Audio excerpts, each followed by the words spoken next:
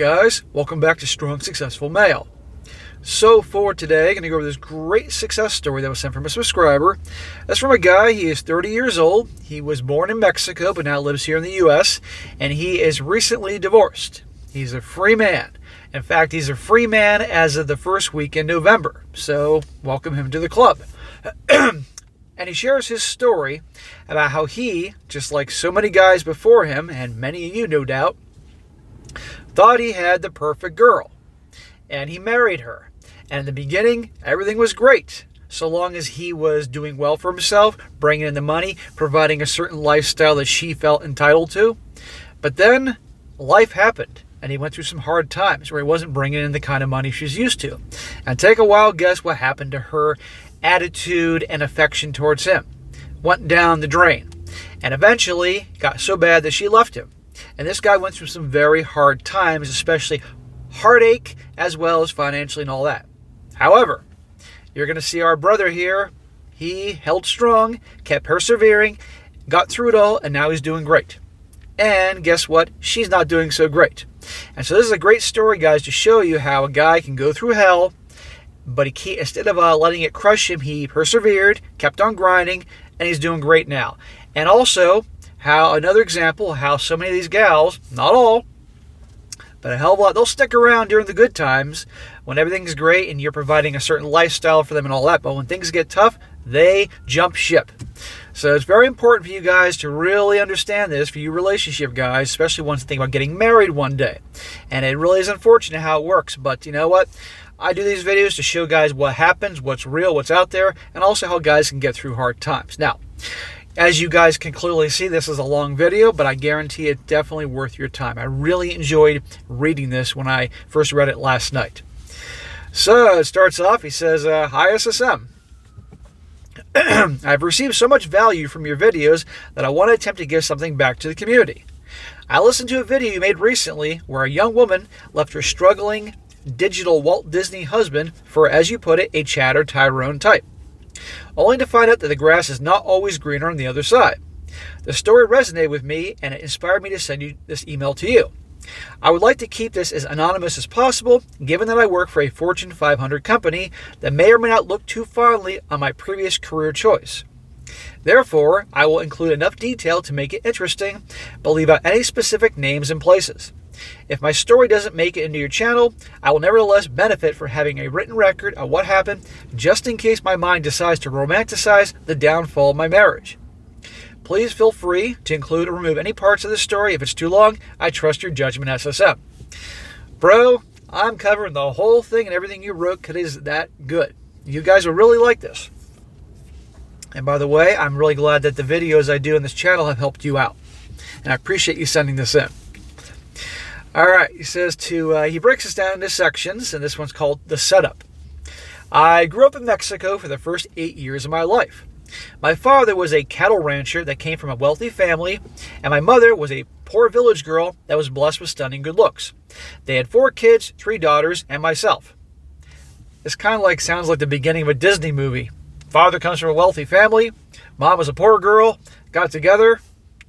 I know obviously that's not the case, but by the way, guys, you're going to see something about his mom.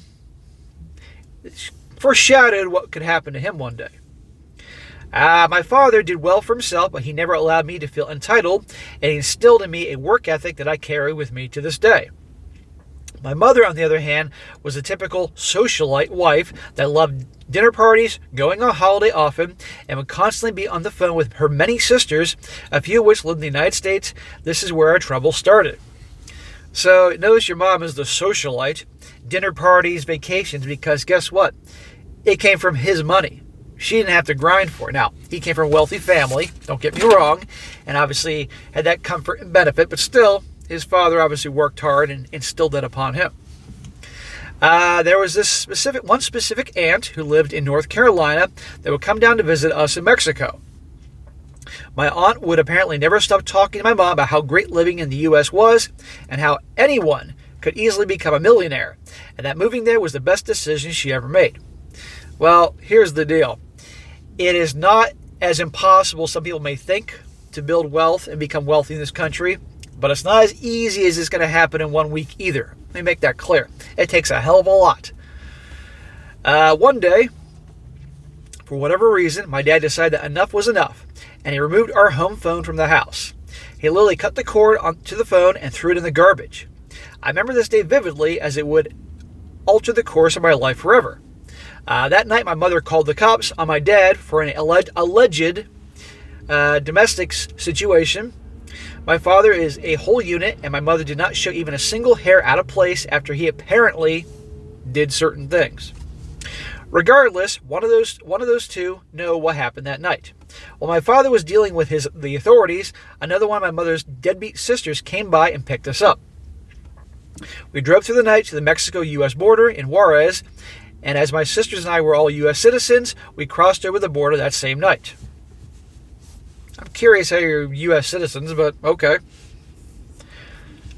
Guess you were born over here. I don't know.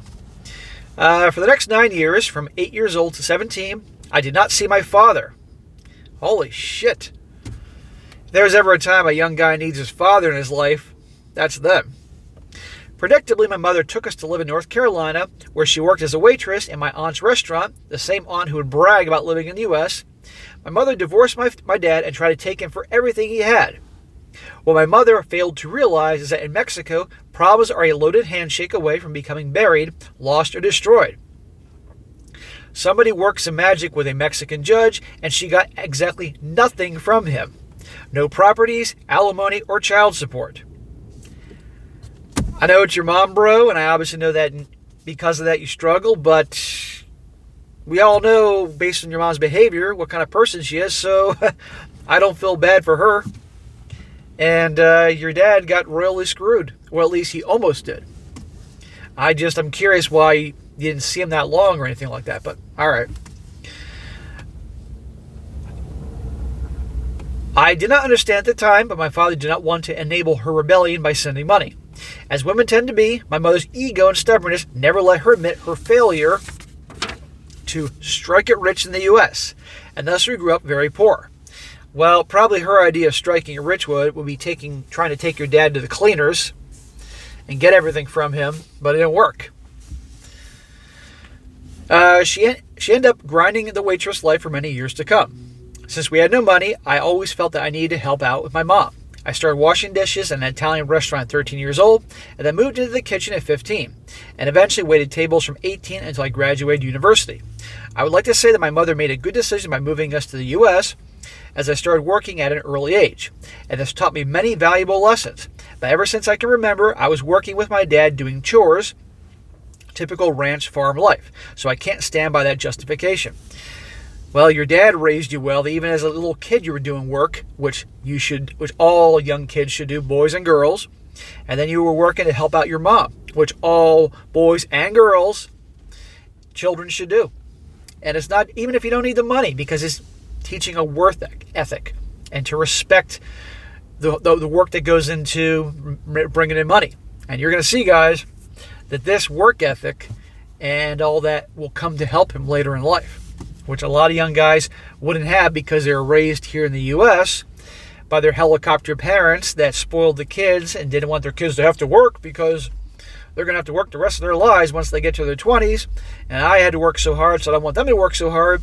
That work ethic that's instilled at a young age will help the kids grow into responsible adults that will work hard, and when time gets tough, find a way. That's the real reason behind that. Next chapter, it says wins and losses. Now, as you may imagine, that having 3 sisters and a mother at home would have automatically turned me into a blue-pilled SIMP, but it did not. I had my heart broken early on in high school, and I naturally became something of a womanizer. I'm tall, fit, and not the worst-looking guy around. Combine that with a genuine don't-give-an-F attitude towards girls, and from 18 to 24 years old, I had a rotation of beautiful girls that would call or text me at random hours wanting to come over and hang out, to which I would oblige many of them.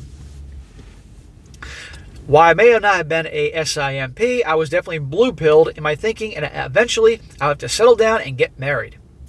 Remember your mom and dad, brother? I knew my grandfathers had beautiful families. My dad had a family before it was destroyed, and I had aspired to be like these men that I held in great esteem. So I made the conscious decision to find a girl to settle down with. My brother, you're 24 years old. You still have years before you get to your prime. These are the years you'll be grinding hard. And I don't mean the other kind of grinding. On your career, building wealth, putting money away. Not you can start a family in your 30s if you want to wait that long when your prime begins, and you can be more selective. But a lot of guys, they settle in their 20s when they haven't begun to reach their prime yet. And that's when the gals are in their prime. That's when they choose that nice guy to settle with that can provide. Guys who just spend their 20s on the grind, mastering whatever area of expertise they're in, whether it's a certification in a certain field or getting the kind of education they need, a good education, to a promising career, moving up in their company, building wealth. It's being in such a better place compared to just cashing in your chips that early in your 20s and to get married and do what the movies and TV tell you to do. How's it work out for those guys? Anyway, it says here, as life would have it, when a man puts his mind to something, he often achieves it. I was 24 years old and I started dating a beautiful 22-year-old Latina who grew up in the United States, but still had many of the attributes that make dating a Latina great. These attributes include cooking, serving me at the table, cleaning the house, and so on. For a moment, I really thought I had it all figured out. Famous last words, brother. And by the way, I've dated a couple Latina girls in my past, and yes, there's definitely pros, and there were some cons. By 26 years old, I was working as an analyst for a large corporation making $70,000 a year. Nice, bro. Not rich by any means, but I was living alone and very comfortable. I've been dating my Latina girlfriend for 2 years, and I decided that it was time to pop the question. Smack. You know why. I booked 4 nights at a beautiful resort in Puerto Vallarta, Mexico. Bought a diamond ring and prepared for a great life with my soon-to-be wife. Writing this out makes me realize how naive I really was. Needless to say, I proposed and she said yes. We enjoyed our stay at the resort and began to make plans for our life together. I've been playing poker very seriously for almost 5 years by this time, and I expressed my serious desire to give playing professionally a try. Never heard that one before. This is why this story is so interesting. I have been tracking my results online over the years, and with over 2.4 million hands played, I knew I was profitable and had what it took to make it. 2.4 million. You actually tracked this? Jesus. I knew I was profitable and had what it take to make it. She was very supportive and suggested we forego the expensive wedding, get married right away, and move to Las Vegas in order for me to pursue my dream of one day becoming a high-stakes poker player. And that's exactly what we did. I had a small bankroll, but it was more than enough to get going. This was June of 2019. I got off to a rocky start, but after 3 months of battling in the Las Vegas cash games, I proved myself right about what and was a consistent winner with a nice hourly average of about $25 an hour. Things were only getting better. Fast forward 3 months, and I had jumped up the stakes to now I had an hourly of about $50 an hour. This meant I was making around $9,000 a month. This is December of 2019. Around this time, my wife and I began to hear rumblings about a virus coming out of China. But we figured it wasn't anything different than the previous viruses that we had heard about over the years. So I kept playing poker, crushing month after month until the unthinkable happened. The governor of Nevada would announce that Las Vegas casinos would shut down for 30 days starting March 15, 2020. Since 1960, the longest Las Vegas casinos had shut down was 3 days. I believe this was during the September 11 attacks. And now they were shutting down for 30. For my wife and I, this was no big deal. I had a big enough bankroll to withstand multiple months without income. I took this as an opportunity to take mini vacation, study the game, and come back even stronger. In total, the casinos would be shut down for 80 days. This is how he was making his living. And by the way, I'm very impressed, bro, because I can't play poker to save my fucking life. At an early age, my mother said to me, never play poker because your facial expressions give it all away. And she's absolutely right. So you will never see me ever playing poker. I'll play blackjack. That's fun. I will never know when it happened, but my wife suddenly changed during those 80 days. Imagine that. Everything was wonderful when you were bringing in the dough, and you were rising, and you were potentially going to become a professional poker player, or maybe you were at that point on a lower level, maybe a poker star. She was with you 100%. But now the money isn't coming in, and things are changing, and so is her behavior. She had been the most caring and supportive woman in the world prior to the pandemic. But when our money started to dwindle and the nice dinner dates became more infrequent, her love and affection started to develop a strange aftertaste. On June 4th, 2020, the casinos opened back up, and I was hungry to get back on the grind, eager to put as many hours as possible to make up for lost time. I still had a large enough bankroll to start back at the stakes, where I started 1 year earlier. I was happy to drop down in the stakes and slowly rebuild to where I was before the pandemic. I was willing to do whatever it took to make it. Now, I'm not going to say I think you obviously were damn good at this, obviously, and made a hell of an income doing that, but it's not for everybody. Okay, let's just make that clear. He says, coming up short. This is where I made my first big mistake. I've been back to the poker tables for 1 month, managing to put away some money by not splurging on nice dinners or random outings with the wife. Playing some of the best cutthroat poker of my life, really going for it. As you may have guessed, the wife had grown impatient and distant due to her feeling that I was cutting out what she enjoyed in order to focus on what I enjoyed. Here's a question I have, and many of you guys are probably wondering the same thing as me, and I wondered this when I was first reading this last night. Does your wife or ex-wife, what does she do for work? How is she contributing? Because it sounds to me she doesn't work. So where is that support? That's wonderful that she obviously is good looking and takes care of herself, affectionate, cooks, cleans. But where's her job? Where's her contributing money? Come on here. It's all on you. Now I'm sure you probably felt proud that you were taking care of the little misses and all that, but seriously, why didn't she get a fucking job to help contribute, huh? Especially where things go, where I know things are going in this story. I think she forgot that poker was not my hobby, rather it was our own sustenance. To reconcile with my wife, I decided to plan a getaway trip for us. We went to Miami for a week, stayed on Collins Avenue, and spent a bunch of money I didn't have. Smack. Bad idea, brother. Don't spend what you don't have. We came back to Vegas seemingly in a better place in our relationship. Then she hit me with a surprise, saying, I need to go visit my mom. I haven't seen her in a long time. Looking back, this is probably the moment she decided to see what it felt like to leave me. Anyhow, I sent her with her mom, my reasoning being that I could get some peace and focus on rebuilding while she was gone. But I depleted my bankroll so much I ended up going broke after a few weeks of bad sessions. Being broke in poker is not the same as being broke in real life. I had around $3,000 left after paying the next month's rent and expenses. Knowing that I could not risk going flat broke, I decided to keep the last of the money as a fuel source to get me a new job, or the next job. My dreams of making it to a high stakes would have to wait. In poker, your bankroll is your career. Without it, there is no career. I told you guys this is a very interesting email and entertaining. I mean, I didn't know all this shit. It makes sense to me. He says here, we are now in August of 2020, and I immediately began applying to hundreds of white-collar positions, trying to get my foot in the door at any level, no matter how low. But the process was taking longer than I had anticipated. That's how things tend to work. To avoid going into debt, I ended up applying to a factory position as a day laborer, making $13.50 an hour. I didn't care as long as I could keep a roof over our heads and food in the refrigerator. I knew that eventually that our luck would turn around. The work consisted of waking up at 2:45 in the morning, clocking in at 4 a.m., and clocking out at 2 p.m. 6 days a week. I would often stay until 4 p.m. to increase my overtime, thinking of making a few extra bucks to be able to afford a night out with the wife. Dude, that's tough.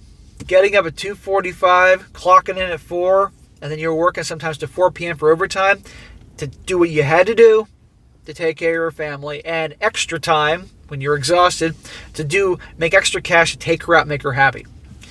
Any woman should be thrilled to have a guy that's willing to work hard, take obviously a major low cut in pay, and have a hit to your ego to do what you got to do to take care of you and her. Unfortunately, that's not how things work nowadays, and certainly in this story here. Which begs the question, where's her fucking job?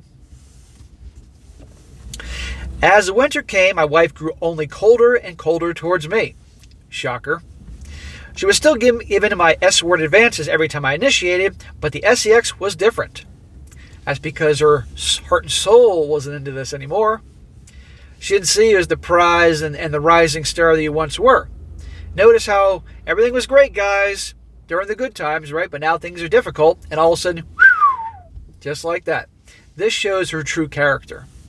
And I might add, this is why you spend years with a woman before you marry her. I believe he met her at 24, and I think he was married 26. 2 years, brothers. Bad idea. You need to be with a woman for a while to get to know her and see what she's like during the hard times right here. Is she going to be by your side, or is she going to, well, what we're having here? Now, if he would have stayed just with her during this time period, not married her, he would have seen what she's like right here, and he wouldn't be married to her with all the headaches and hassles that come along with that. He knows this, by the way. I know he knows this, but I'm just making my point here for the relationship guys out there think, my girl's different. Take your time if you're going to get married. Okay, back to the soon-to-be ex-wife. She no longer poured her soul out to me as she did before. She no longer held on tight while we laid in bed watching a movie. It's like her mind was elsewhere and she was leaving me in slow motion. Even before the pandemic and when the money was rolling in, I was explicit when talking to her about the inevitable ups and downs of life. I assured her that no matter what happened, we would always pull through and come out on the other side.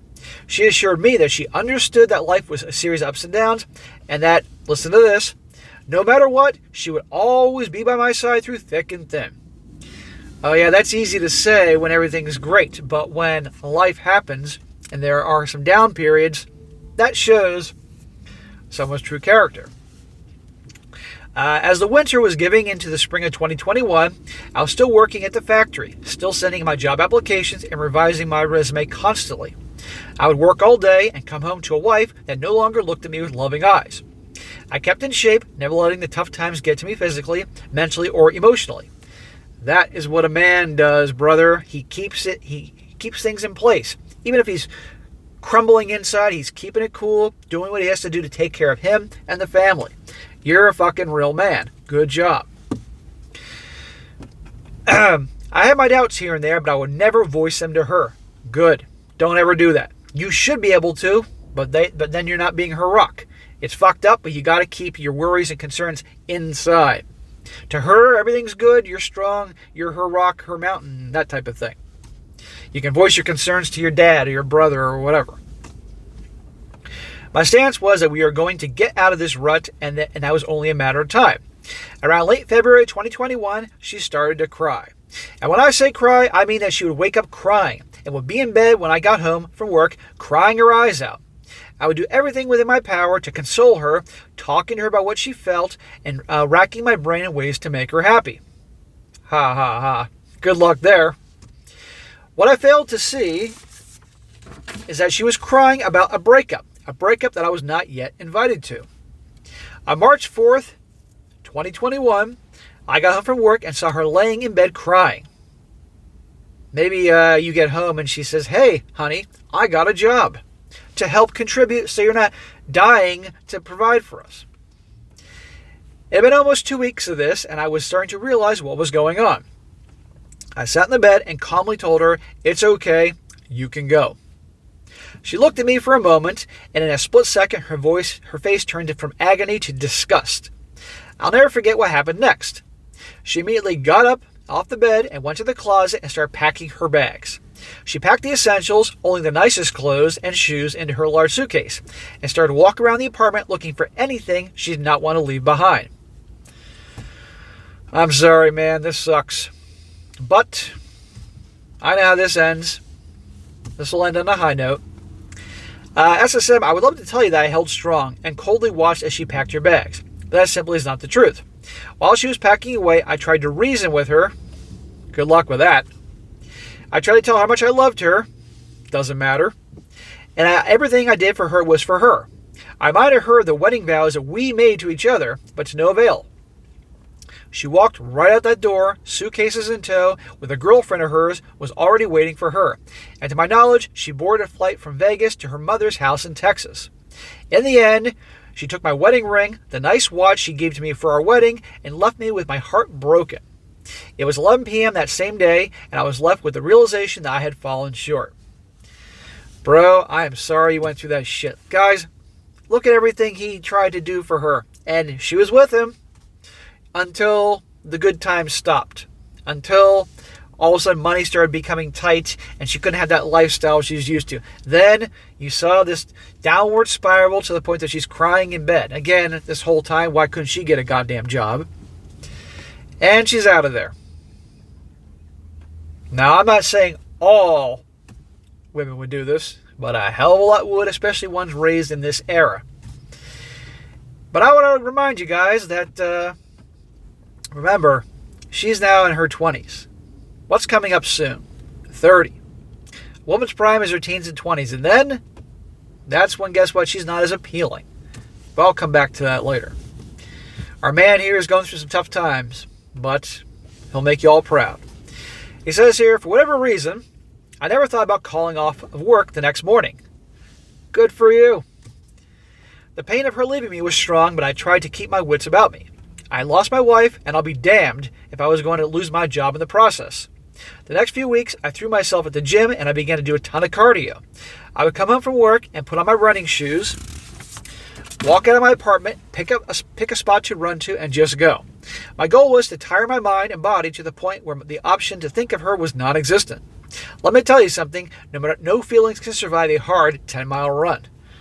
Yeah, I bet. And in Vegas. My wife and I spoke a couple weeks later after she left.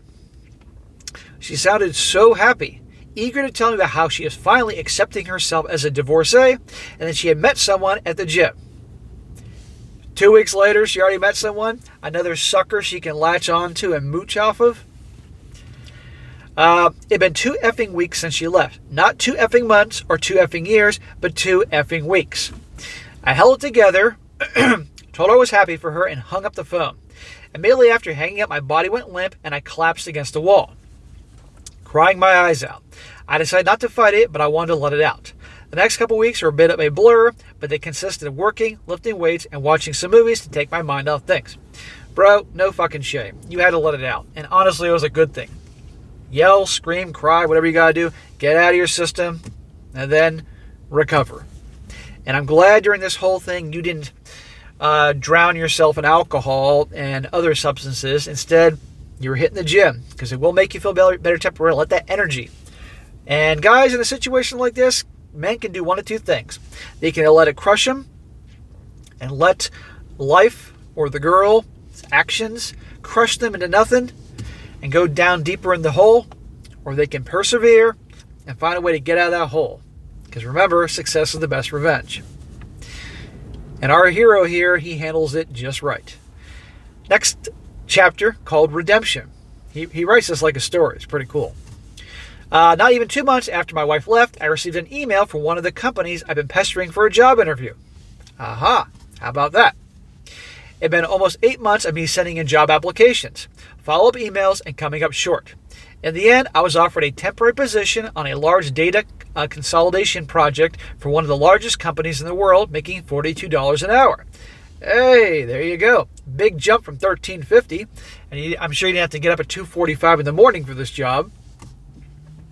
The contract was for 4 months, but I attacked the project like my life depended on it. 3 months in, I found out that the associate procurement manager at the company was retiring, and I applied for his position.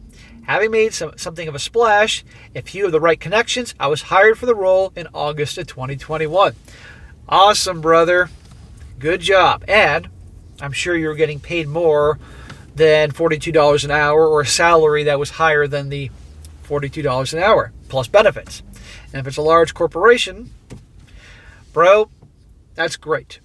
You didn't give up. You kept sending those resumes out. You kept pestering. You kept following up. persistence, gentlemen. Persistence is key. Never give up. You went through hell, but things are turning around. The day I was hired, I decided to change my WhatsApp profile picture to the company logo. It's not something I did to boast, but I saw a director do it, and I decided it looked pretty professional. I quickly forgot about it and went on with my day. About an hour later, I get a message on WhatsApp from my soon-to-be ex-wife asking how I'm doing. Gee, I wonder why she was suddenly reaching out to him at this time. I can't lie, I was perplexed. I couldn't think of any reason why she'd be reaching out. Oh yeah, I did, and so did all the guys watching this. Then it suddenly hit me. She'd seen my profile picture changed. I quickly changed it back and politely told her to go to hell. I would have said a lot more. The pain I felt from the realization that she was only with me for what I could provide and not for any other reason was a bitter pill to swallow. From what I gather, she is now jumping from guy to guy looking for commitment from a top guy. She is now 28 years old, divorced, and with a bunch of hoe friends. Bro, she's 28. She's got 2 years to the big 3-0. Now, still a woman's prime, teens and 20s. And I'm going to assume she's probably above average looks, so probably not hard to get guys. But notice he says she's jumping from guy to guy. Now, as she gets closer to that 30, she's going to get more desperate. So do not be surprised if you hear through the grapevine that she's pregnant as a desperate attempt to land herself a top guy. But remember, she's going to turn 30 soon. And even already getting close to 30, her looks are not going to be as appealing as they were when you first met her at 22 years old. Because remember something, a lot of people's metabolism starts to slow down in your mid-20s. I've known gals that look damn good at 22, but by 26, they're already porking up because their lifestyle hasn't, they still eat the same way and drink the same way, but their metabolism is slowing down. I had a couple clients a couple years ago, they were twins. And I saw pictures of them in high school, college, and they were hot. And they got to their 20s and used to drinking and eating a certain way, and they started porking up but they refused to change their lifestyle. The point I'm getting at here is that she and her hoe friends, as you call them, life is going to start catching up with them. Their body, things are going to start slowing down. She will not be as physically appealing as she once was. It's going to be not as easy to get guys. And remember, karma's a bitch. Guarantee you that. And this is not the last time you're going to hear from her. Our divorce was final on November 7th, 2022. Holy shit, that was like 3-4 weeks ago. I paid a little bit of money for my 401k and savings, but was able to avoid any alimony because Texas only allows for alimony payments once a couple is married over 10 years. Awesome, no alimony. With no kids, it's basically as clean of a divorce as anyone could ask for. I'm 30 years old now, still working at the same company as an associate procurement manager and enjoy my bachelor life. My plans are to keep grinding, keep listening to RP, and staying the F away from these modern gals. Don't get me wrong, I have returned to my old ways and now have a plethora of adjustable 6s and a few 8s that are obvious in their attempts to get me to marry them. To marry them, sometimes I can't help but laugh. I'm uncertain if I will ever remarry, but in the meantime, I will continue to focus on my purpose. Thank you for taking the time to read this SSM. Regards. Bro, that was an awesome story. I really, really enjoyed reading it last night and reading this again today. That's why I'm doing this for you guys. So, guys, what is the lesson of this story? They're with you during the great times, but when things get tough, that shows their true colors. Now, again, this guy, if he was going to do the marriage thing, should have stayed with her for a hell of a lot longer. Because if he had, they would have just been living together. This thing would have happened. And he would have saw right then and there what happened. And she would have left. Now, fortunately, he doesn't have to pay her alimony. They didn't have kids. Obviously, he got a little hit to his 401k and savings. But that can be recouped over time. But still, money's money. But he learned a very valuable lesson. So I'd recommend to this guy here, keep doing what you're doing. Stay on your grind. You've demonstrated exactly the way all guys should be, except for marrying that chick. That you bust your ass. You're willing to do what you have to do to get by during tough times. You'll do whatever you have to do to provide and take care of things. That's awesome. Even jobs you don't want to do. That's what all guys should be prepared to do if necessary. And you were relentless and persistent to get a job. You kept sending out the resumes, even though it probably felt helpless, and you didn't give up. That is awesome. Never give up, guys. If something's important to you, find a way. Keep grinding. Keep trying. And all I can say is this from this point on is I want you to keep doing what you got to do to rise up in that company. Okay? Recession's coming. And companies are beginning to lay off big time. So do whatever you got to do to keep maintaining your value so you don't get laid off. And I want you to perhaps, I know you're having fun with your girls. Maybe you want to scale that back a little bit so you spend a little more time on still improving yourself, maybe getting new skills to rise up in the company. Take some of that money you spend on hanging out with your 6s and 8s to put away, put it in the right places, just in case something happens, because you never know down the road. But of course, taking the money and building wealth. There's a balance. You have fun, you enjoy yourself, but you're also putting money away to build wealth. And obviously, no, don't go into debt. And so just keep doing what you're doing, man. This was a great story. I guarantee you, your story here will either help some guys that are struggling right now, wherever they are in the world, or motivate some guys that they can get through hard times and motivate them to keep grinding, whatever that is, to get where they want to be. I salute you, bro. All right, guys, that's it for today. Be sure to comment down below. Let me know what you think about this. Let this guy know what you think. Give this guy a shout out. Great story here. And be sure to like the video, share with your friends, and subscribe. And I'll catch you next time.